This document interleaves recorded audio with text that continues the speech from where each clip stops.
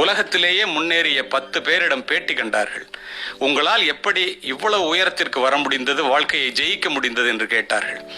10 பேரில் 8 பேர் தங்களுடைய ஆசிரியர்களே ரோல் மாடலாக முன் உதாரணமாக கூறினார்கள் என்றால் எவ்வளவு பெரிய பொறுப்பிலே நீங்கள் இருக்கிறீர்கள் என்பதை தயவு செய்து புரிந்து கொள்ளுங்கள்.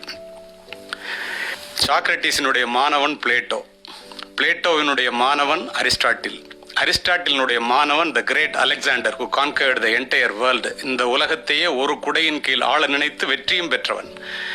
அவனிடம் சென்று ஒரு முறை ஒரு கேள்வி கேட்டார்கள். இந்த உலகத்தையே ஜெயிக்கின்ற ஒரு மனிதனாக உன்னால் எப்படி உருவாக முடிந்தது என்று கேட்டார்கள். அவன் சொன்ன பதில் என்ன தெரியுமா? நான் இந்த உலகத்திற்கு வந்ததற்கு காரணம் என்னுடைய பெற்றோர்கள், இந்த உலகம் என்னிடம் வந்ததற்கு காரணம் என்னுடைய ஆசிரியர் அரிஸ்டாட்டில் என்று கூறினார்.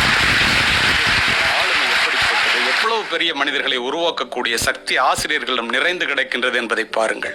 ஆகாயத்திற்கு அடியில் உள்ள அத்துணையையும் அறிந்து வைத்திருப்பவர் ஆசிரியர் என்ற அபரிமிதமான நம்பிக்கையோடு பெற்றோர்களும் மாணவர்களும் உங்களை அணுகுகிறார்கள். ஒரு விளக்கானது தான் கொழுந்துவிட்டு எரிந்தால்தான் மற்றொரு விளக்கை ஏற்ற முடியும்.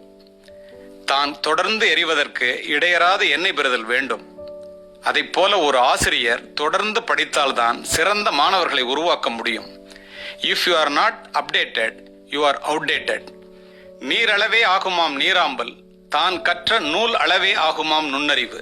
கற்க துவங்குபவன் மாணவன், கற்றுக்கொண்டே இருப்பவன் ஆசிரியன். அதனால்தான் ஆசிரியரை கற்றுக் கொடுப்பவர் என்று கூறினார்கள்.